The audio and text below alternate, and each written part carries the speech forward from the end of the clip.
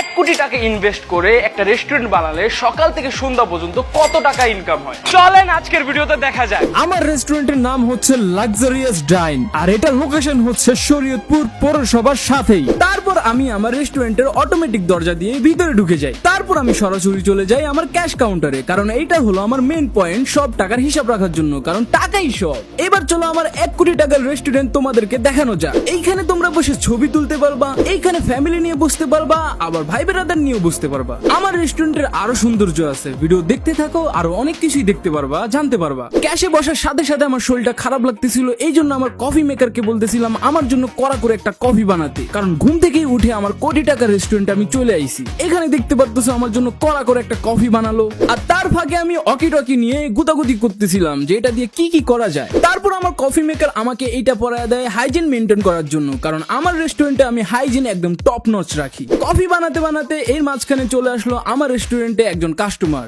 তারপর আমি আমার কফি পেয়ে যাই, আর কফিতে একটা চুমুক দেওয়ার পরে আমি হারিয়ে যাই আমার স্বপ্নের রাজ্যে, যেখানে আছে সব জল পাঠা। আর এরই মাঝখানে আমার কাস্টমারের টেবিলে চলে যায় তাদের খাবার, আর তারা খাবার এনজয় করতেছিল। আর খাবার শেষে তারা 650 টাকা বিল দিয়ে চলে যায়, এবং আমার রেস্টুরেন্টে রয়েছে একটি গেমিং জোন।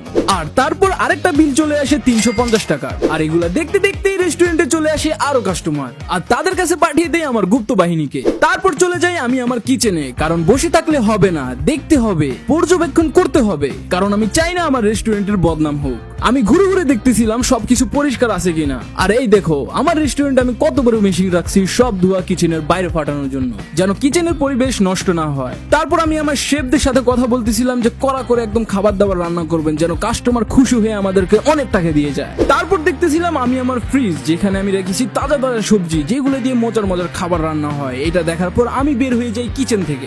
তারপর আমার রেস্টুরেন্টে আস্তে আস্তে কাস্টমারে ভরে উঠতে শুরু করলো। তারপর তাদের কাছে স্টেপ বাই স্টেপ এইরকম মুখরোচক খাবার তাদের কাছে পাঠিয়ে দিলাম।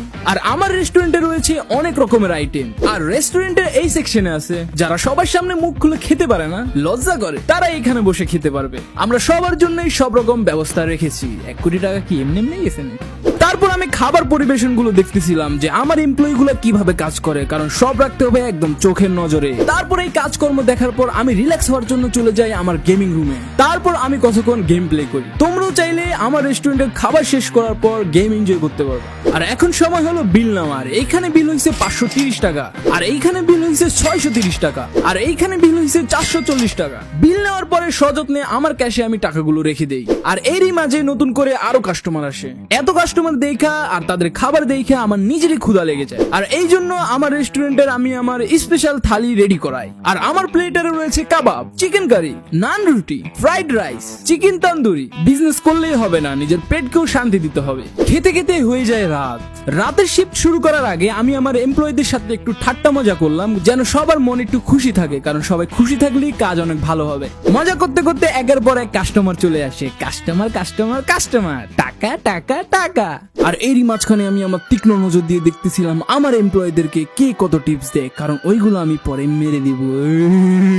তারই মাঝখানে আমার ঘুম ঘুম পায়। তারপর আমি আমার অকি টকি দিয়ে আমার কফি মেকারকে ডাক দিতেছিলাম, কারণ আমার ইমার্জেন্সি একটি কড়া কফি দরকার। কফি খাওয়ার পর আমি আমার চোখ দিয়ে দেখতেছিলাম শুধু কাস্টমার আর কাস্টমার, টাকা আর টাকা, একের পর এক কাস্টমার, তার মানে টাকা আর টাকা, পকেট কেন ফাঁকা। কাস্টমার আসলে হবে না, তাদেরকে খাবারটাও তাড়াতাড়ি পৌঁছানো লাগবে, এই জন্য খাবার দিয়ে দিলাম তাড়াতাড়ি। আর এরই মাঝখানে দেখলাম আমার গেমিং রুমে কত মানুষ। আর তারপর একের পর এক বিল নিয়ে আসতে থাকে। এইখানে বিল হয়েছে 540, আর এইখানে বিল হয়েছে 1030।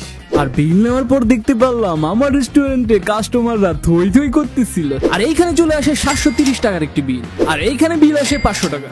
1 কোটি টাকা ইনভেস্ট করে আমার রেস্টুরেন্টে সকাল থেকে সন্ধ্যা পর্যন্ত সেল হয়েছে 75,000 টাকা।